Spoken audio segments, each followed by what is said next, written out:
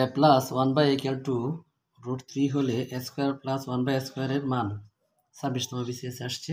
এরকম প্রশ্ন প্রাইমারিতে, তারপরে নিবন্ধন, আরও অন্যান্য চাকরি পরীক্ষাতেও আসতেছে। তো এই ধরনের মান নির্ণয় আসলে একদম সহজ।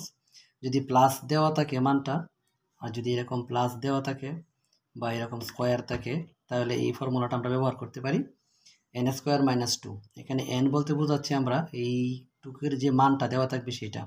তো আমরা কি লিখব, √3² - 2। তো রুট স্কোয়ারে কাটা যায়, তো তাকে 3 - 2 = 1, এটা।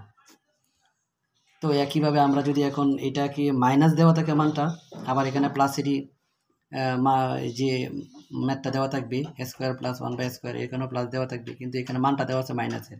সেই ক্ষেত্রে শুধু খালি এই জায়গায় পরিবর্তন হবে, শুধু প্লাস দিয়ে দিলেই হচ্ছে। তো আমরা এটার মানটা বসায় ফেলি, তাহলে 4² + 2, 4 4 কত, 16 + 2, তো সমান কত হলো 18। তো এখানে আমি 18 নম্বর। তো আমরা একইভাবে এটা প্রাথমিক বিদ্যালয়ে আসছে, তো নিবন্ধনে।